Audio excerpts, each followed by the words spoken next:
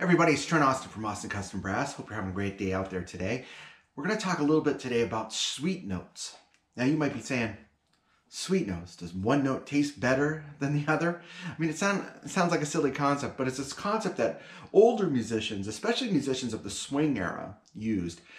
I first heard this term when Clark Terry and I were playing together many years ago. I was so lucky to work with the great Clark Terry. He's my huge idol and influence.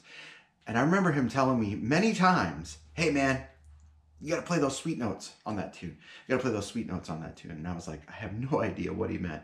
And I was too embarrassed at the time to ask him. Fast forward a few years later, I was working with Herb Pomeroy, who was the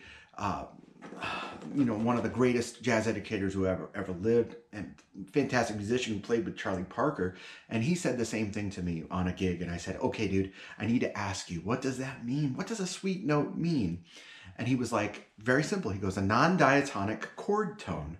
Now, that might have just jumped over your head for a second, but remember, when you're playing on a tune, like I'll take the tune There Will Never Be Another You. You're playing that song.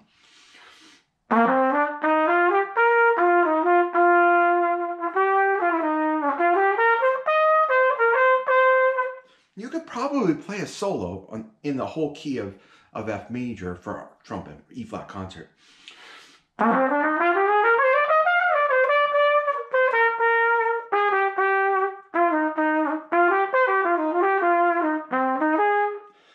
You could do that, but for instance, if you know the chords of that tune, when you get to the third and fourth bar of the very first part of the song,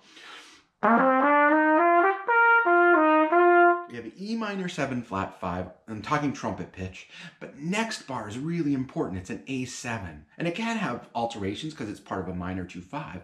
What's the third in A7? C sharp. I feel like you're obligated, at least when you're learning to play in a bebop sense, which most modern music is based off of bebop, so you definitely want to learn it, to accentuate that when you're playing a solo. So let me demonstrate.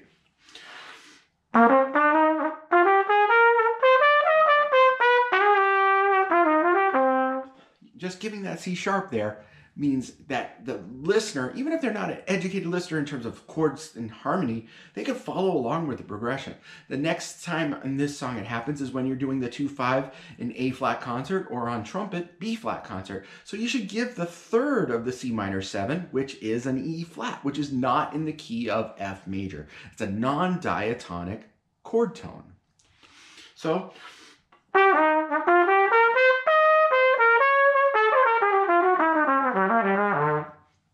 if you give that information, you're going to give the listener, give the rhythm section, everything has a working, sort of cohesion to really help.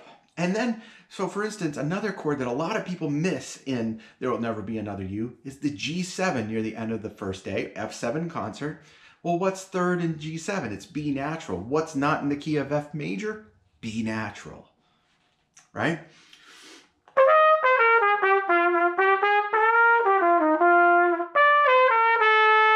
It's also in the melody. So make sure when you're playing this song, I'm going to give you a quick first 16 bars to really try to hit those notes when you're practicing them. And I don't like the word guide tone. I think that's a goal note. You want to hit that note. You want to get to that note. You want to use that note, prepare that note. So check it out. I'm going to give you 16 bars and see if you can hear some of that in my solo.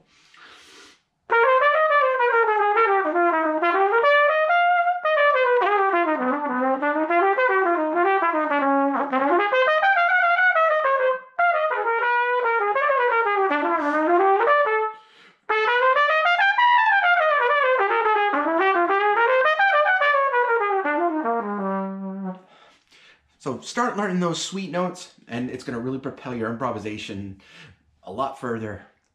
Hey, if you have a second, hit that subscribe button on YouTube. Stay up to date with all of our videos. If you have a suggestion for a future mini lesson topic, put them in the comments here. Thanks again for watching.